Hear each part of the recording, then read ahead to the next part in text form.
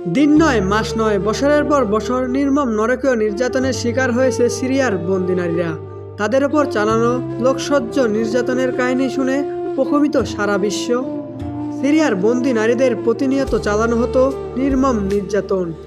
সিরিয়ার সেই বন্দি নারীরা ছিল তাদের ভোগবিলাসের পাত্র। পরিচিসম্পন্ন সেনাদের জন্য জন্ম হয়েছে পিতৃ পরিচয়হীন হাজারো সন্তানের। এইসব শিশুর জন্মের পর থেকেই বন্দি জীবন পার করেন আসছিল। তাদের বাবার পরিচয় ছিল না কারো, মায়ের কাছেই মানুষ হয়েছে তারা।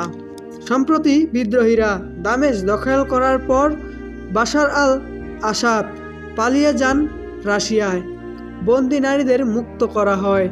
প্রকাশ পাচ্ছে এসব ভয়াবহ তথ্য। মুক্তির পর থেকে তারা আন্তর্জাতিক সংবাদ মাধ্যমে তাদের নিজেদের অভিজ্ঞতার কথা প্রকাশ করতেছে। তাতে মনে হয় যেন আরেক আয়নাঘরের সন্ধান মিলল। কুখ্যাত এই বন্দিশালায় এসে হতবাক হয়ে যান বিদ্রোহীরা। প্রতিটি সেলে ছিল হাজারো নারী বন্দী। বর্বরতার আরেক ইতিহাস রচিত হয়েছিল সিরিয়ার এই সিদনায়া কারাগারে। একজন কিংবা দুজন নয়, হাজার হাজার নারীকে মুক্ত করেছেন বিদ্রোহীরা। অনেক নারীরা বিশ্বাস করতে পারছে না তারা এই বন্দিশালা থেকে মুক্তির ঘটনা। আন্তর্জাতিক ও বিভিন্ন মানবাধিকার সংগঠনগুলো বলেছেন, সিদনায়া ও এসব কারাগারে 10 বছরেরও বেশি দিন ধরে থাকা নারীদেরকেও পাওয়া গিয়েছে এবং কিশোরী নারীদেরও আটক করা হয়েছিল ওই কারাগারে।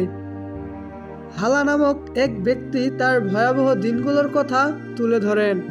এখন তার নিজের নাম পরিচয় পেতে ভয় পান তিনি। 2019 সালে হাসামের একটি তল্লাশি চৌকিতে তুলে নেওয়া হয় তাকে তার নাম ধরে ডাকা হতো না, সেল নাম্বার দিয়ে তাকে ডাকা হতো।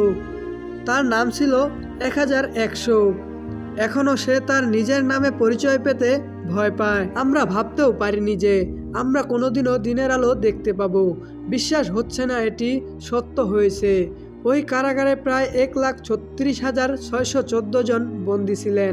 পরিবারের সদস্যগুলো 7 থেকে 10 বছর আগেই তাদের মৃত ভেবে গায়েবী জানাজা করিয়েছেন এবং তাদেরকে দেখে তারা চমকে গিয়েছেন। সিদনায়া ওই কারাগারকে বলা হয় কসাইখানা। ভয়াবহতার রূপ নিয়েছে তা।